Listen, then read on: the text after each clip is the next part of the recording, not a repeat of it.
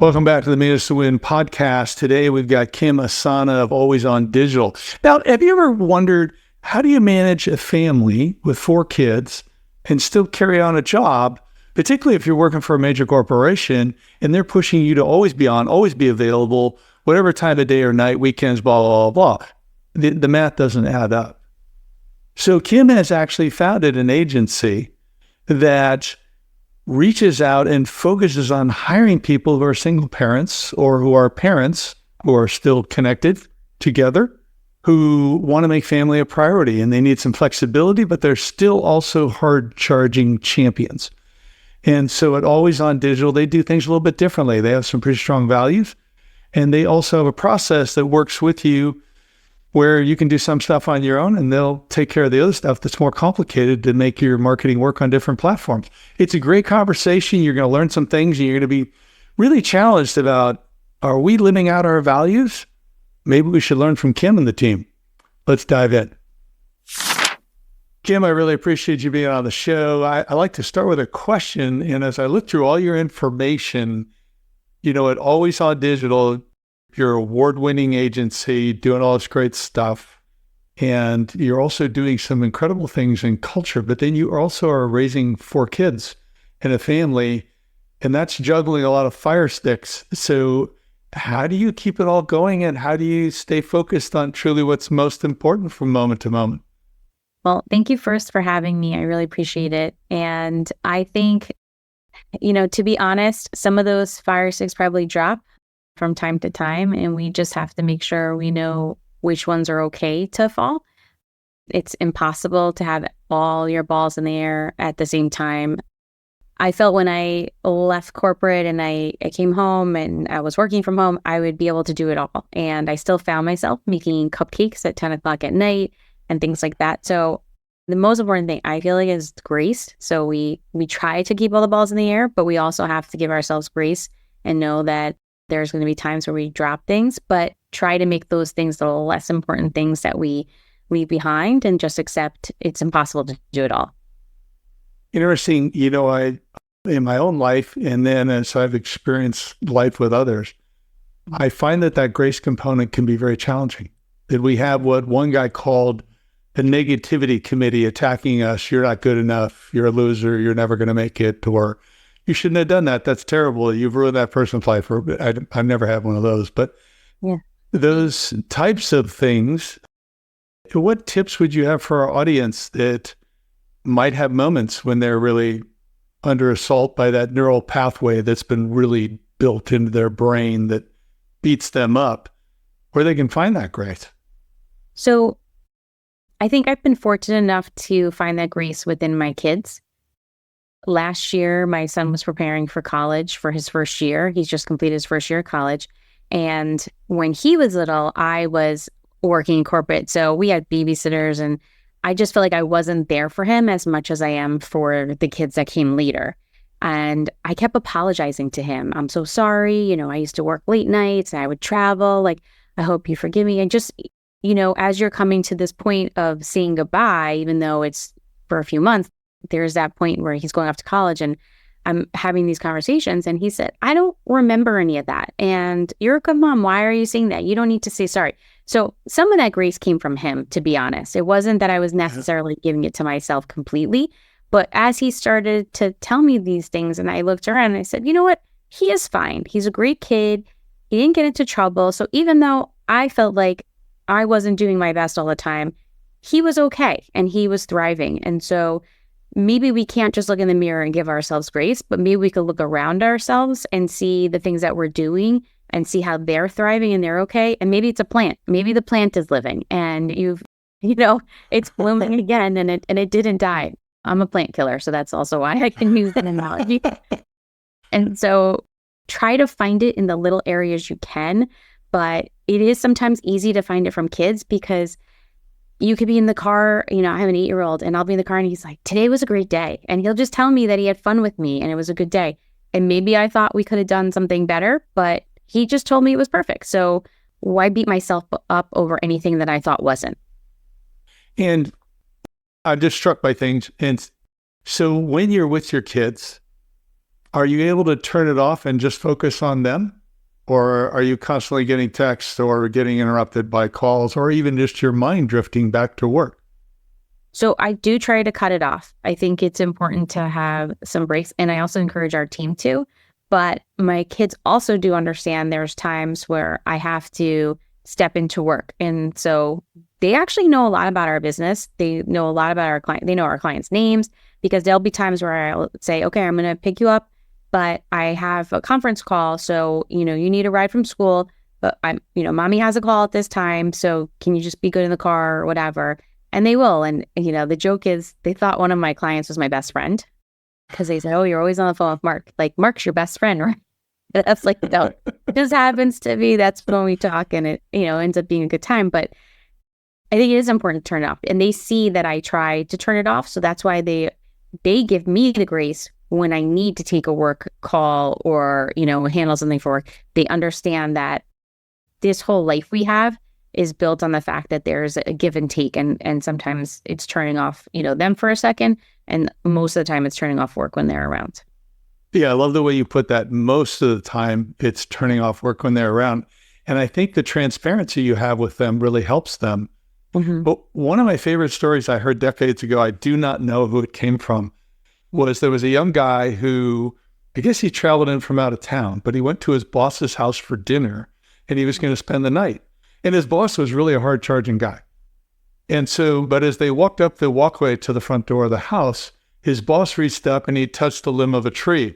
And then he went inside, and the young guy was astonished because his boss, who was this really tough guy, went in and he was this super easygoing, calm guy as his young kids jumped all over him and wrestled with him and different stuff.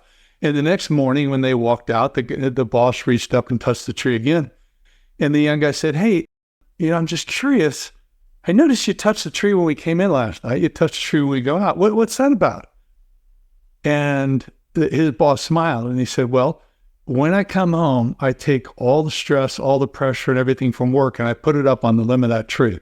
Yeah. And I don't think about it. And I go inside and I'm just me with my kids. And when I come back, I have to take all that down because that's my responsibility. So I take it back all down and then I bring it back to work. And so it sounds like you're doing something similar. So my congratulations to you. I'm sure that's a wonderful thing. Thank you. I appreciate it. And that's a wonderful story. It really, and to mentally, and physically touch something and make that switch is great. Like, I feel like, how can I incorporate that? Because you really do switch your mind at that point. Yeah. And to be candid, I think that story was before there were cell phones and email coming out of everywhere at you. And then it sounds like, Kym, that you have then taken this grace and incorporated that into the values of your company and encouraged not only yourself to be able to have a career and be an active parent, but also look to support other people who are in similar roles. Can you talk about that?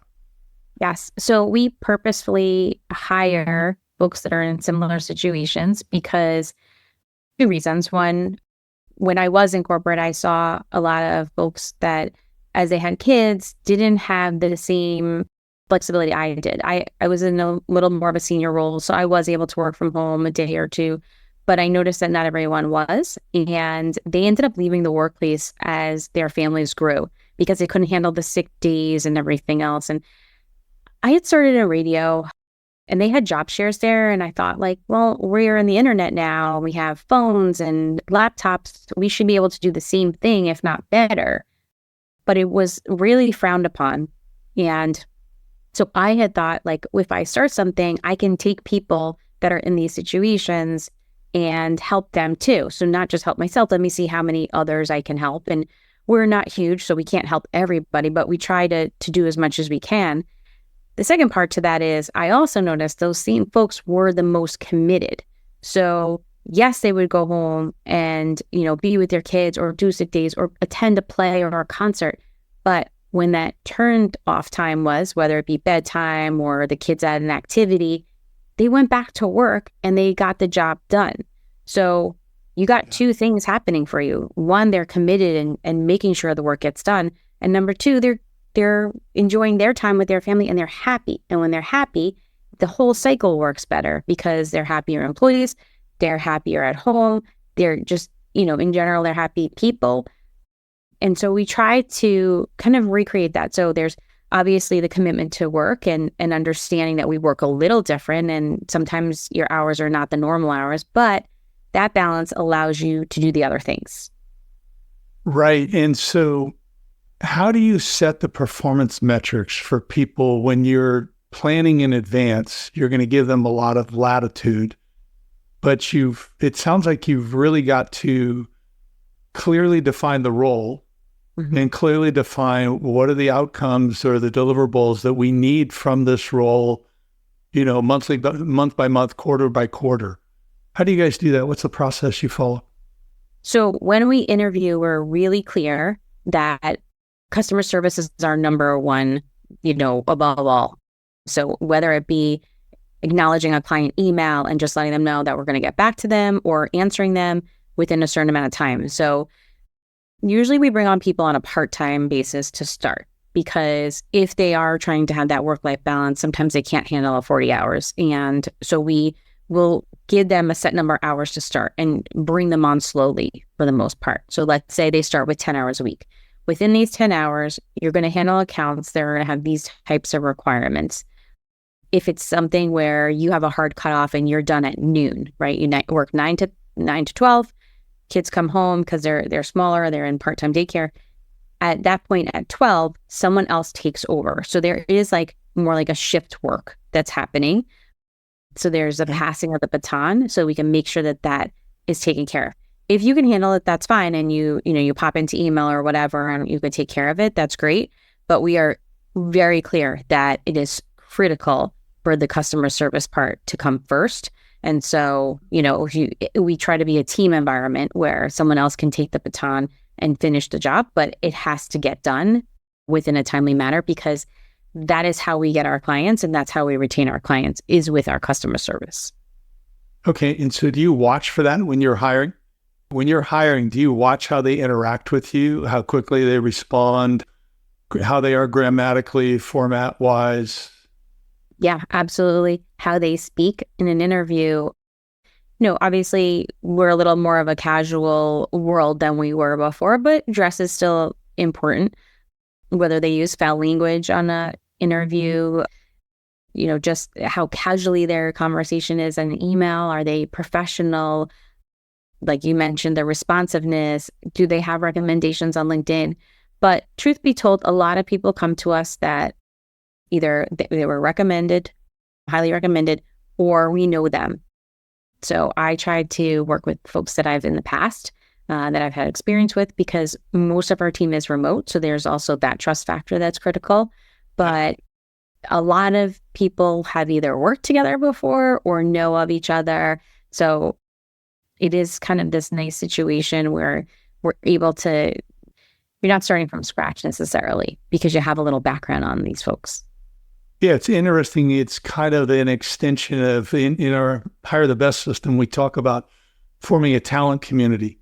Mm-hmm. So you have your employees who can be paid for referrals, and you didn't mention anything about payment.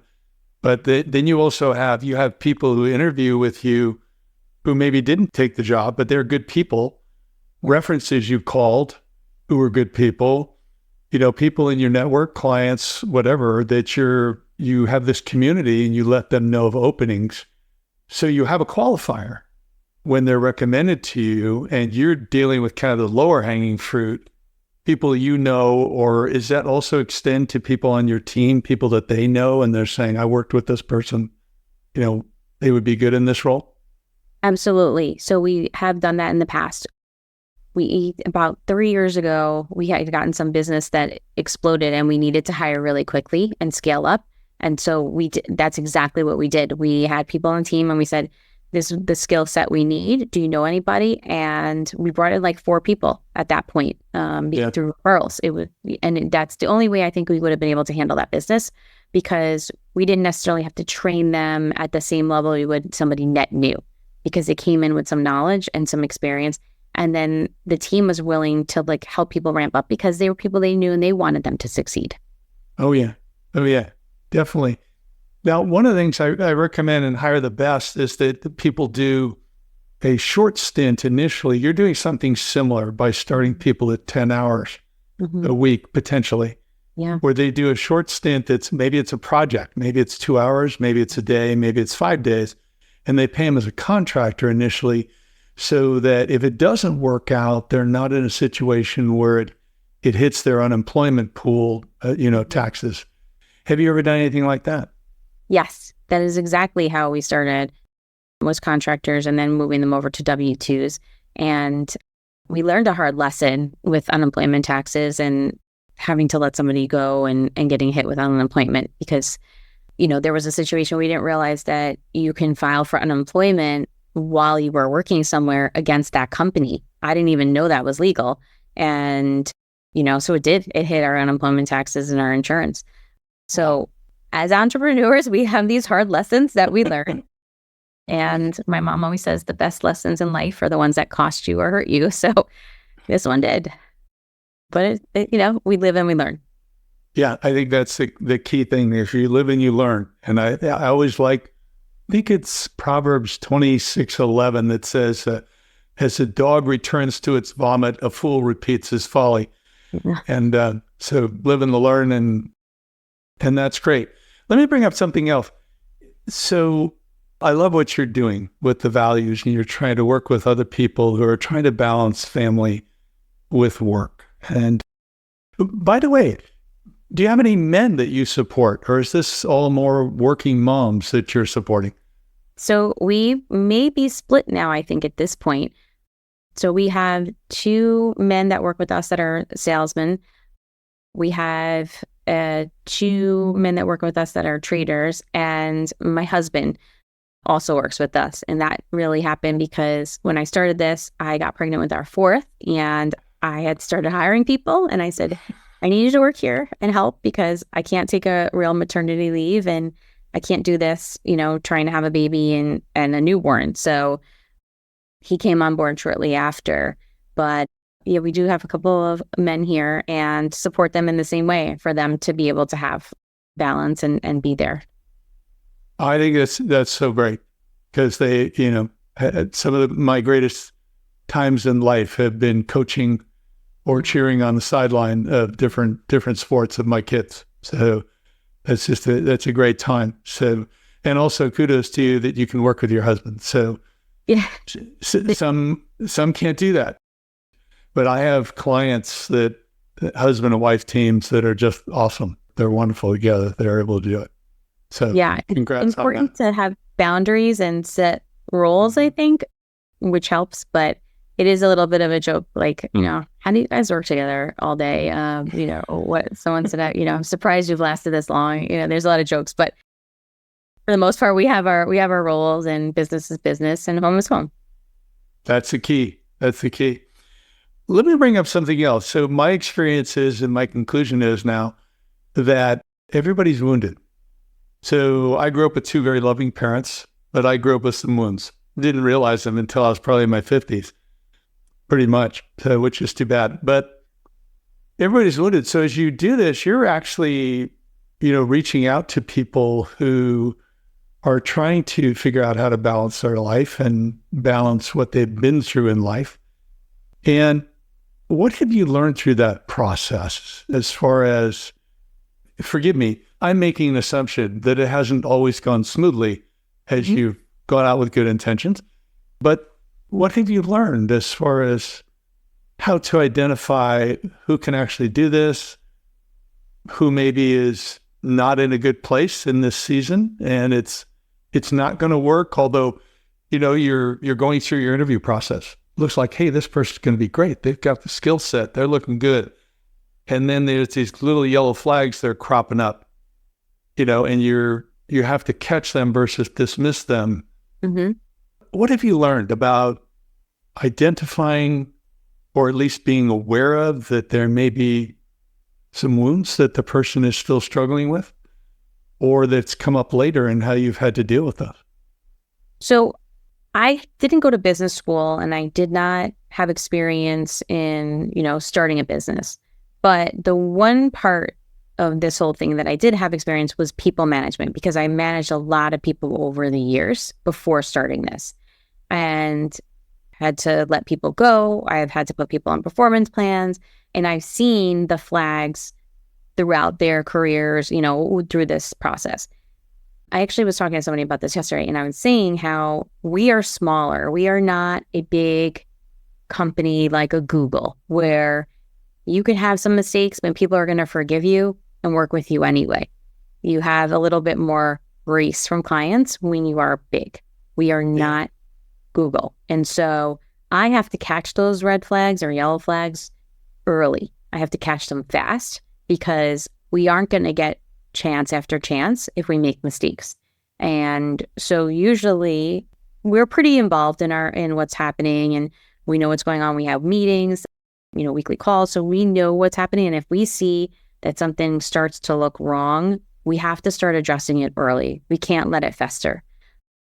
And so going back to your point is, maybe there are mistakes in the business, or we see the way someone's communicating, or they're disappearing, or all of a sudden it's taking 8 hours to do something that should take only 2, or, just having to really be on top of things, which is a struggle when you're trying to grow too, because you can't, and I'm not saying in the sense of micromanaging, but just knowing what's going on and knowing what's happening. But it's also important to talk to people, understanding what's happening in their lives, not necessarily in a prying way, but maybe they're just having a time period where something's going on and they may need to step back or pull back from something because they can't get to it. They know that they can't give everything to work right now. And maybe that's not a situation where they have to go, but a situation where we just have to reassess. So those are, some of the things that we do, but I would say it's so critical to really know the business. Then I kind of liken it to a celebrity who ends up in jail for not paying their taxes because their business manager didn't pay them. Like, they didn't know what was happening with their business. And you really can't ever take your eyes off the road like that, I think, with a business on any level, because something can happen. Wherever people are, they may make mistakes. And usually it's not necessarily intentional, but it does happen because things are happening in their life, or they're just not as skilled as maybe they sold. And so what's the process that you follow? So we do like actual documentation process, one-on-ones. We have, goals that are set based on whatever that person's role is and what that task is. So if we have performance expectations, or we have communication expectations, or cost expectations, like you cannot make mistakes that cost us thousands of dollars. Like, that's pretty clear and very easy to identify. Yeah. We also have SLAs on, what something should take, how long something should take. If it's for, a more junior person, it may take this long to do the task. If it's more senior, it takes this long to do the task. And try to manage what those are. And we use time tracking and things like that as well. So that makes it easy and helpful. So when you say time tracking, it's not that you have an app that's monitoring them, but you have people that are entering their time? Or do you have an app that's monitoring?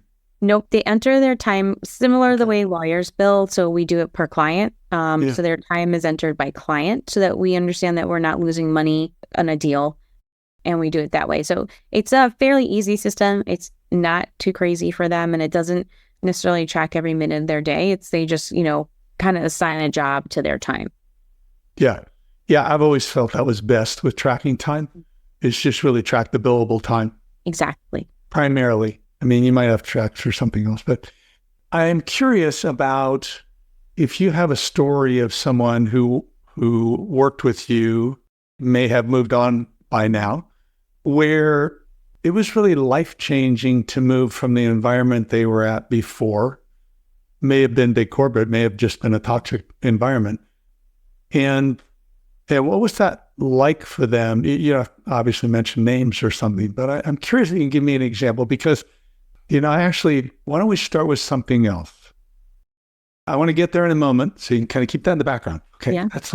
That's in the back burner now. We moved it from the front burner, the stove, to the back. And I would like you to talk about this. What I talk about is company culture cornerstones. So you have mission, vision, values, mission, why you're in business, vision, where you want to go or grow, values, how you do things. The fourth piece, the fourth cornerstone of my company culture cornerstones is, what do you think that is? What would tie all those together? People, really. People is right. People is good. But fourth for me is accountability, which it sounds like you do. So I'm curious, how much time do you spend on really the culture, the value, living out the values, engaging people in your values? Because I find one of the biggest problems for leaders is they talk culture and they talk people, but they get busy with stuff. Yeah. I mean, we're definitely busy with stuff on a daily basis, but I think that's where it's important to take the time to set one-on-one meetings with people. And maybe it's not, I saw a post on LinkedIn where someone was saying that they saved time and canceled their one-on-ones because they didn't really have anything to talk about. And I was like, that's a disservice, because maybe they want to talk about something else and it's not work. And you just ask, how are you feeling? Like, we had a bad run this winter for some of our employees with the flu, where their kids had the flu. They got the flu, then they got another flu, and they, strep. Everybody was sick. And sometimes your call is just, are you okay? Do you need to go rest? Like, how are you feeling? Or, we're sharing, battle stories of, they had croup. And I said, well, this is what I did that worked. We're just sharing and having more of a conversation. And so we try to do a lot of that. I wouldn't say, I think that just makes the culture where it's open to have a conversation.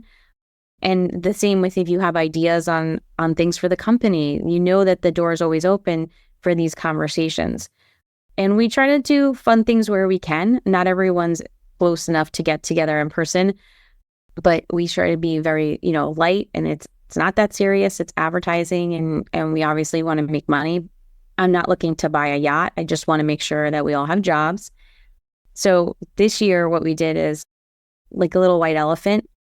So I actually got all the things, and then we had a holiday party where we were all together, and they were all mugs. And the mugs were all kind of different jokes, like I'm on mute, employee of the month runner up, like just, fun stuff. This needs a spreadsheet.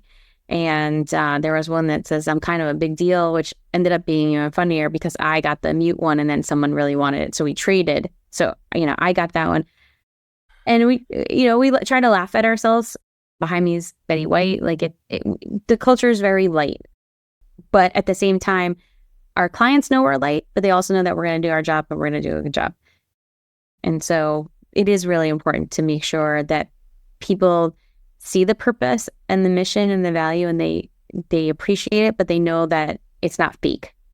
It's not just what's on the wall. It's really what's behind it too.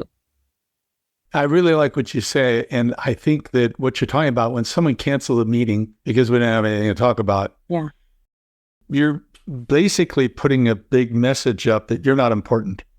Yeah. I don't value you. Unless we talking about stuff, I don't have time for you. There are times where you do have to cancel things.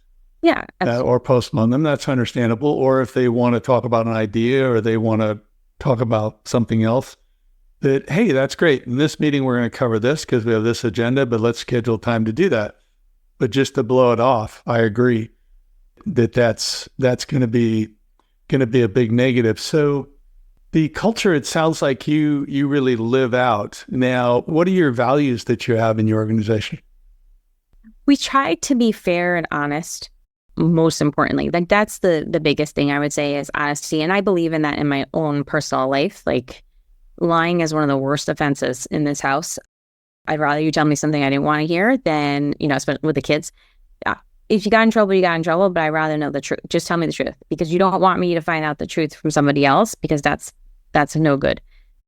Major consequences on that. You just, if something's wrong, just tell me the truth. And so I think honesty is really important, especially with advertising, because there's so much dishonesty and people trying to make a buck one way or the other and not tell you how. So, one of the most core values is honesty and transparency. And sometimes that's because we made a mistake and we have to be honest about it.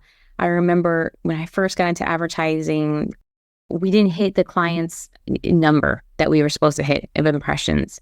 And it was like, just change the report. They never know. Like, people trust you. You can't just change a report. And so, those are like key values that we have, that it's not even a question that we would do something. Like, we're very open and honest. We provide information to our clients that show that honesty and transparency. But that's one of the biggest ones, for us is transparency and honesty.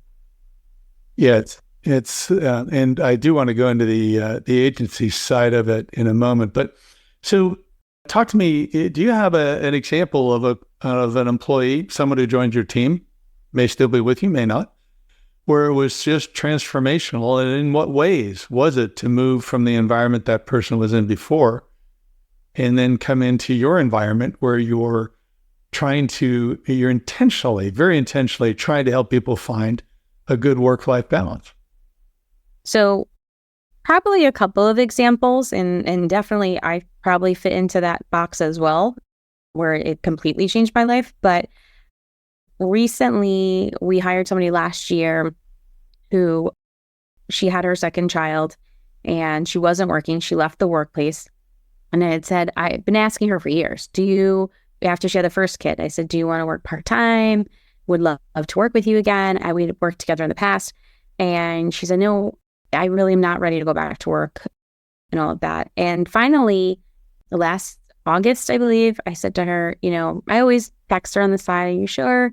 And she said, maybe for a couple hours, but I really have a lot of PTSD from my old work environment, and I don't want to manage people. I don't want to do all this stuff because I have, I was doing PowerPoints in the middle of the night, and they were emailing me, when is this ready? And she said there was just no off there, and there weren't boundaries. And I said, I promise you it's not going to be like that. There's going to be times maybe where we need something more than others, and, more hours here. But we all communicate about it.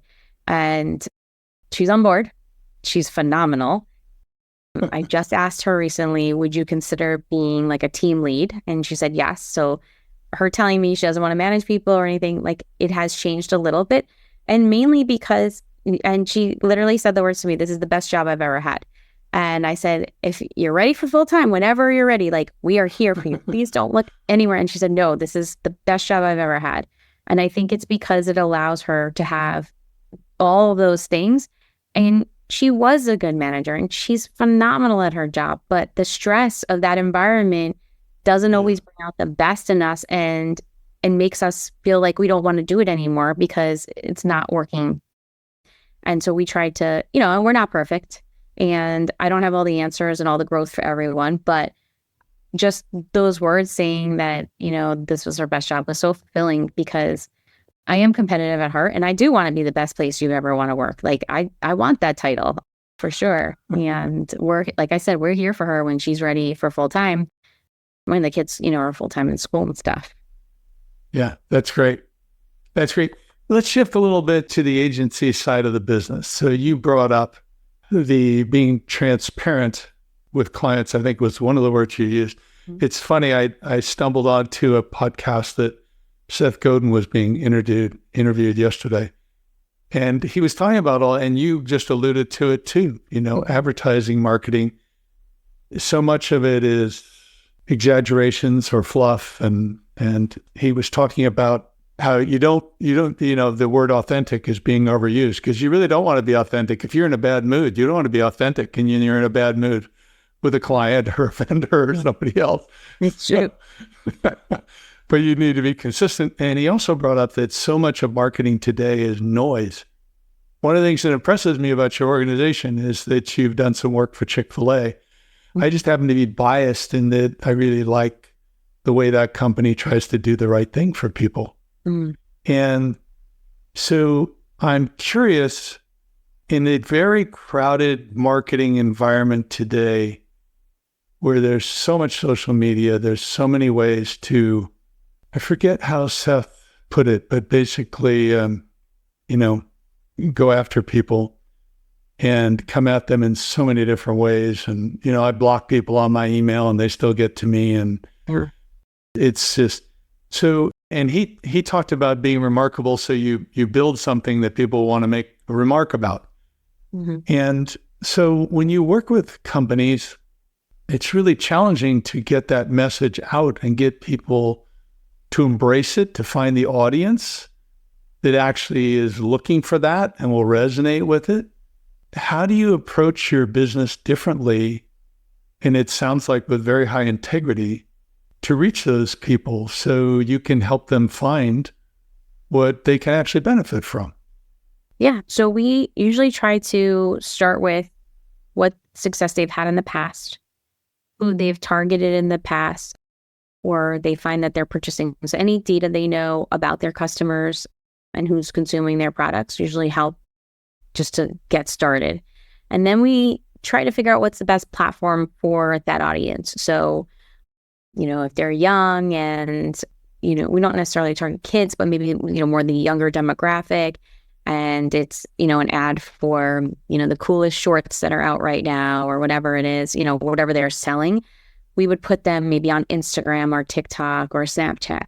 But if it's a business to business client and, they're looking for HR managers, we'd be looking on LinkedIn primarily, or, maybe a publication that's dedicated to whatever they're doing, that business, that type of company size, and so forth. And then it's really about what the messaging is saying too. So it's putting you in the right place at the right time, not running your ads maybe outside the window that people would be looking for that stuff. Some people are, not searching in the middle of the night for certain products, and some products make more sense for the middle of the night. I think about those late night cable ads, and, they're great for infomercials. And then it's figuring out, okay, a lot of testing and learning and being willing to test. And you're testing different types of ads, and you're testing different environments for those ads, and knowing that one is not the same as the other. So search does not perform the same as display advertising, nor does it perform the same as Facebook advertising. And when you're on these platforms, you should try to talk to the consumer in a conversation way that they're there for. So, for instance, if you're on YouTube, maybe you're providing them with an informative video instead of making it feel like an ad. Because people usually are on YouTube. Well, not my kids. They're not on YouTube to learn anything for sure.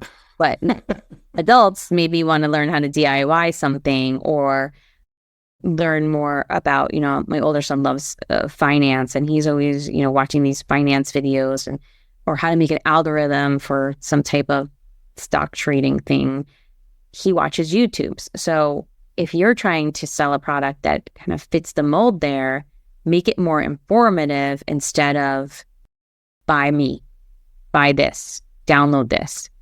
More of like, what is the thing to lure them in? And so I think it's the same with any platform that you're using. Facebook, it's more social, it's sharing, it's something that's cool that someone else is doing, or, what are they eating? Have that type of conversation, or make your ads feel more of like that, and that type of engagement with the consumer versus you need new shoes, buy new shoes.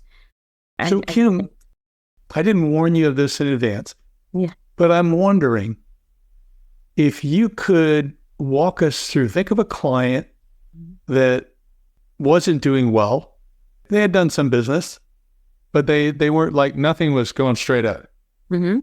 And can we really slow it down and kind of walk us through, and you can mention them, not mention them, to really give people a flavor of the work that goes into an effective campaign, and maybe when a member of your team or maybe the client had that aha moment where you came up with a slogan or a particular approach or whatever it is. But you talk about, the data you get them from them first. Maybe start there and then talk about these are the types of tests we started. And would that be okay? I mean, I don't want to force you into something, but let's. Okay.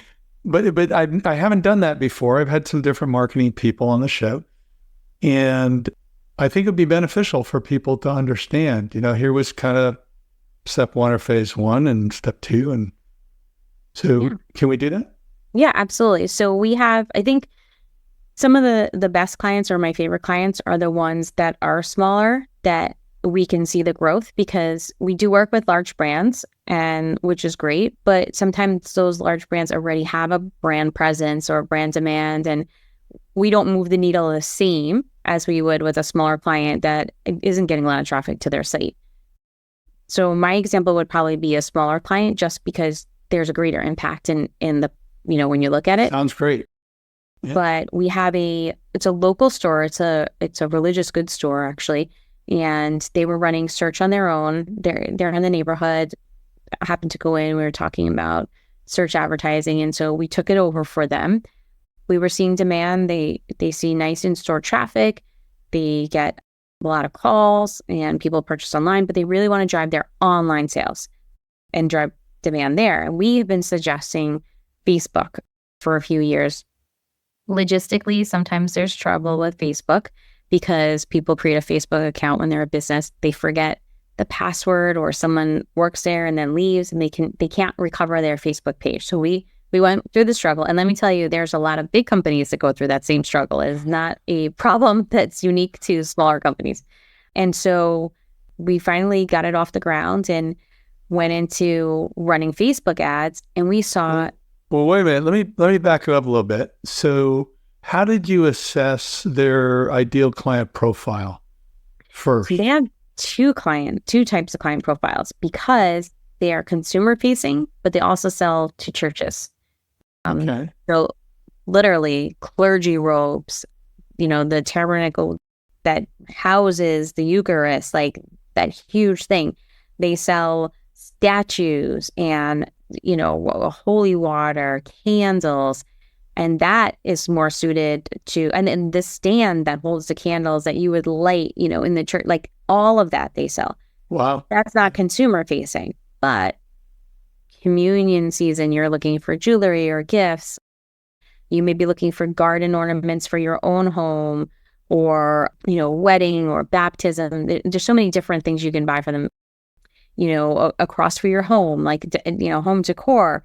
So, they have two different directions and they were bucketing it all kind of together, right? We're just going to do search advertising.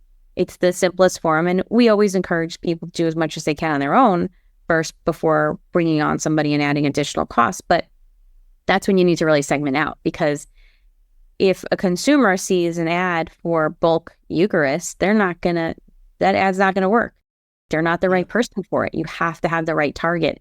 And so we started to separate it out. We're really pushing them now actually to separate out their email list. Who is a consumer, and then who is a business or a church in this manner, and break that out, because we want to really clearly define where the ads are going and the right ad to that person, because otherwise it's just a waste of money. And then we just shouldn't do it. And so we did do that definition with them, and we broke up the products and the ads so that they were bucketed to each type. And not everybody has a consumer focus or a business focus, but in this case they did. So we broke it out and we started to, run two separate campaigns basically. Now, for consumer, it's a lower cost of entry. You could buy some inexpensive things, you could get more sales. For churches, it's more, right? You're not buying one candle, they're buying hundreds of candles, or we just passed Easter, palms in bulk or ashes in bulk. Like it's different. It's more of a wholesale type setup. And so you may not get as many orders, but when you get an order, they're going to be of a higher order value. So you also need to separate that out too, because when you start mixing numbers of a $10 order and a $700 order, it doesn't average out very well for you. And you think, oh, this is not doing well. So you have to really break it down as much as you can to where your targets are. And so we did that with them before we launched Facebook to make sure that it was set up for success versus just bucking it all together. And then we would have said in 2 weeks, hey, it didn't work. And we're sorry. So then you started doing the testing on each. And how long does it take? How many different iterations did you have to go through in the copy before it started hitting a pace that you were comfortable with or that you were looking for? So I would say it takes about 2 weeks, really, and probably 4 ads on each, generally, as a baseline. So, you take 2 weeks, you have 4 different ads, and you start to rotate them through. With search, you can put lots of different copy, and Google does it for you, where it kind of mixes them all in together and does this one in here and this one there. Facebook's a little different. You have to create the whole ad with the text and then play around with it.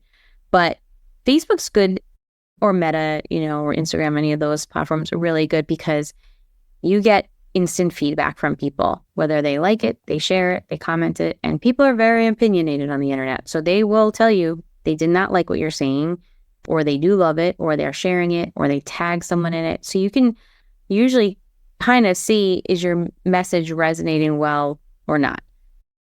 And so over that 2-week period, we started to see, an improvement in performance. Now, with this store in particular, seasonality also hit because certain items people would buy around certain times of year. Spring is really big for a religious store, obviously, with, holidays that they get more people to the church. There's sacraments that are happening. So we also have to take that into consideration. And that's a critical factor because you can't say, hey, everything's working great, and then that season ends and then things fall off a cliff. You have to take that into account and know what you're doing next. And so we saw a return on ad spend during that period of 7-1, which is ridiculous and it's crazy. And it's tapered off now, obviously, because we're out of the busy season. And in some cases, we may suggest you pull back budget. That's probably not what a normal salesperson would say, but I am of the belief if you're not seeing the same success, slow it down and then try to find another pocket where you are going to have the success, or wait for the seasonality in this case, because you don't want to waste funds. Especially, we try to be conscious of smaller businesses too. In that sense. When I think of an agency like yours that's been around for a long time, has had great success with companies of different sizes, and then I think of an entrepreneur who's considering doing something on their own, and it sounds like you're kind of recommending a blend. Do some stuff on your own, but then come to us and we can figure out what you can do and what we can do.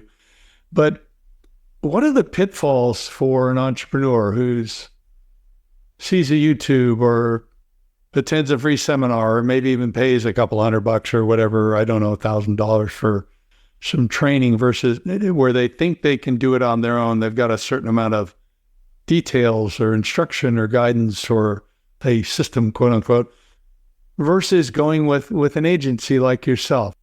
What are the warning signs that a DIY approach may not or will not provide the ROI that you're looking for? So a DIY approach in business in general, I look at it the same as anything else. If that is not your background, and you can, watch a couple of videos and do some basic stuff, but once you start to put real money behind it, if you're not comfortable kissing that money goodbye, and saying, well, it's only $5,000 and that's fine if nothing happens with it, then that's a good time to invest in a company to do something for you. And you don't want to be penny wise and dollar foolish. So you can find companies that will take smaller companies, smaller advertising, but what percentage of your money are they taking to do things? And there's a cost to stuff. There absolutely is. And we don't take, campaigns under a certain amount ourselves because we do the math. And if it costs this much to run it, we can't be in the red, and we're honest about that. So you kind of have to know where that balance is for yourself and what is your time worth. So as an entrepreneur or a CEO of your company, is your time worth more than the amount of money you're going to spend on somebody else to do this job? And break it down in hourly. If your time is worth $70 an hour and you get somebody to do this for $50 an hour, then you're probably better off going to do what you can do to bring revenue into your organization than do the $50 an hour task, and try to look at it that way. But I didn't have an accounting background. I am not an accountant, and I pay for someone to do our books because I did try to do it on our own, and I was spending time on invoicing, and I didn't even realize you had to reconcile in QuickBooks until after we hired somebody. And so all of that time, is almost wasted time. Could I have brought in another $100,000 for our business? had I hired someone 6 months earlier? And, being honest with yourself and recognizing. And it's obviously a balance. You can't always afford to bring in somebody else yet. Yeah. But try to develop relationships and plant those seeds where maybe there's somebody that's willing to help you a little bit and do, give you a little bit of freebies in terms of some advice, but knowing that the long term you guys are going to partner together. There are companies that will do that. They may not be the biggest companies out there, but they will be there. And then there are intricacies with each platform that you use. So if you're going to work with Google or even Facebook, AI is a big driver right now. And so a lot of these platforms have default AI on. And so when you put your ad that you made or your text that you made, and then you start your campaign, next thing you know, it's not running the words that you put in there. And maybe those words don't even make sense for what you're selling. And that's because AI came in, but your money is spent and Facebook and Google are not giving it back. So it's important to know like some of those little things because that happens. And you got to stay on top of that stuff. So it's a whole nother job at one point when you start to spend real money. So to my original point, if you're okay losing that $5,000 or whatever and kissing it goodbye if it doesn't work, that's fine. If you're not, that's when you should think about somebody else. Well, and also you alluded to something that I see a lot. Most of my clients are IT managed service providers. And the reason they get hired is because the software constantly changes, the hardware changes, there's constant changes. And in the same way, an agency like yours, Always on Digital, you have to be aware of those changes. I mean, that's your job. And you better do it well. So otherwise, as you brought up, like with this AI stuff isn't going to show up, or at least how to test it. So this has been really interesting. So I love your values, like what you're doing about, as a company and how you're helping people. What did we not talk about that you'd like to share with the audience before we close out? I think sometimes we struggle with whether or not something is the right time in our life, or could we do it? Are we right for that role? And I think I struggle even in now. Sometimes we have imposter syndrome. Am I good enough to do this, or should I do it? And I feel like we have to believe in ourselves a little more. My 8-year-old always asks me to carry him on my back when he's tired. And I'll say, no, you're going to hurt mommy's back. And his response, I don't know where he learned this, is you have to believe in yourself. You can do this. So, and out of the mouths of babes, we can do these things and we shouldn't question whether or not we could. There are tools out there that can help us achieve things. There's usually somebody that's willing to help and build a network with, you go to, whether it be a Chamber of Commerce event or anything. And, there's a lot of good business resources, I believe, out there. And people are genuinely good that if you talk to people, they're willing to give you advice and share their own experiences. So just have faith in yourself. And I think kind of forget the imposter syndrome, sometimes where you can. And don't put down what you're doing. And I do this too. And I probably have done it here on this, where I say we're not as big as someone else, but be proud of what you have achieved because it's what's right for you. And this is what's right for me. And so maybe we aren't, a $200 million company, but I don't want it to be either, because then I would not be with my family. So, I'm proud of what we built and it's our purpose, but, everyone else can do it too. Believe in yourself. That's great. That's great. That reminds me of, I was watching Joel Salatin, who's the lunatic farmer, and he posts some videos and stuff. And he was talking about how we have like 300 huge food processing plants or organizations or something, whatever. And he said, what if instead we had 300,000 small farms like what he's doing, that's all organic and grass-fed and healthy and things like that. In a similar way, what would happen if there were, a lot of organizations like yours that may not be enormous, but they're having an enormous impact on the clients and the people who use those products. So my congratulations to your success. If people want to learn more, do they just go to Always on Digital online, or where would you like them to go? Yeah, absolutely. So we have a form you can fill out on getalwayson.com, or you can find me on LinkedIn, Kym Insana, Kym Insana, or via email. I'm Kym@getaways.com. That's great. Thank you so much for being on the show. I really appreciate you. Thank you so much, David. I appreciate it.